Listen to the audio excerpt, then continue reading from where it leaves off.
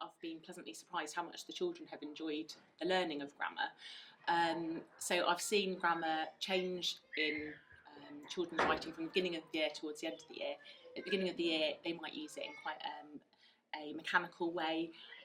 They know what the objectives are, so they know that they need to be including semicolons, colons, dashes, parenthesis, all these different things. But they don't necessarily understand the best place to use them or why they're using them. But you see the progress from the beginning of the year to the end of the year, and it really helps their writing to flow more. I found that what it does help them to do is it does help their writing to become more complex, learning about those fronted adverbials, those relative clauses, and it shows them how to embed parenthesis within their writing, which is something that, I mean, when I was taught in school was very woolly, and it was sort of something you either knew or you didn't, and I do think that has improved. I think it depends on how you teach it, and I think that's why we try to contextualise it. Because I think it's very much dependent on whether you're doing it for the sake of doing it or whether you're doing it in a way that improves their writing.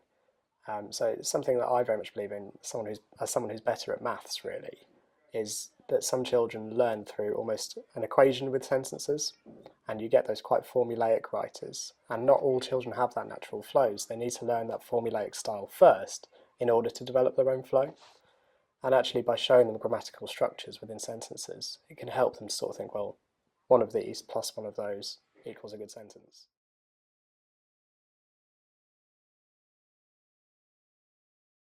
I sort of, again, teach it within the context. So it's just sort of looking at one within the book, naming it, and then using that within shared writing, and then if we really need to, within a specific grammar lesson as well. Let's say a verb, let's brush, and then they will brush their hair. Let's, stand, or let's jump, or sing, or stand. And so just, we're not just using it, we're just trying to use it all the time. So obviously we've got, national curriculum objectives, and there's grammar objectives that are part of that. We have to teach nouns and verbs and adjectives, and these are terms, and the children enjoy learning new vocabulary. But it's about making sure that we're teaching things in fun and creative ways and contextualizing things.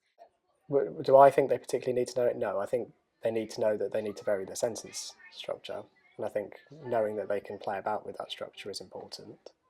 A specific name, I don't know, I'm a bit 50-50 on that, because I can see that it does help some and it doesn't help others.